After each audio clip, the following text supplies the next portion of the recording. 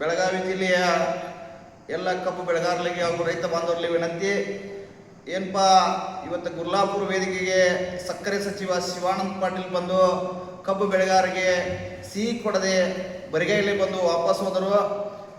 ಅದಕ್ಕೆ ಆದ ಕಾರಣಕ್ಕಾಗಿ ನಾಳೆ ನಾವು NH ಟೋಲ್ ನಾಕ ಏನು ಬಂದ್ ಮಾಡುವ ಹೋರಾಟ ಇದೆ, ಅದನ್ನು ಹಿಂತೆಗೆಯುವ ಪ್ರಶ್ನೆ ಇಲ್ಲ.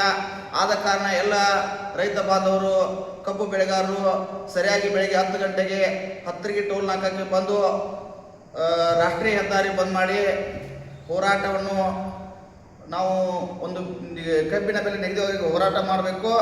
ಎಲ್ಲ ರೈತ ಬಾಂಧವರು, ಅದೇ ರೀತಿ ಕಬ್ಬು ಬೆಳೆಗಾರರು, ರೈತ ತಾಯಂದಿರು, ಎಲ್ಲ ಕನ್ನಡ ಪರ ಸಂಘಟನೆಗಳು, ದಲಿತ ಪರ ಸಂಘಟನೆಗಳು, ಅದೇ ರೀತಿ ಎಲ್ಲ ನಮ್ಮ ಎಲ್ಲ ವಕೀಲರು ನಮಗೆ ಬೆಂಬಲ ಕೊಟ್ಟು ಒಂದು ನಾವು ಏನು ಕಬ್ಬಿಗೆ ಬೆಲೆ ನಿಗದಿ ಮಾಡದೆ ಮುಂದಾಟವನ್ನು ತೋರುತ್ತಿರುವ ಈ ನೀಚ ಸರ್ಕಾರಕ್ಕೆ ಹಾಗೂ ಫ್ಯಾಕ್ಟರಿ ಕಾರ್ಖಾನೆ ಮಾಲೀಕರಿಗೆ ಬಿಸಿ ಮುಟ್ಟಿಸಬೇಕೆಂದು ತಮ್ಮಲ್ಲಿ ವಿನಂತಿ ಮಾಡಿಕೊಳ್ಳಿ.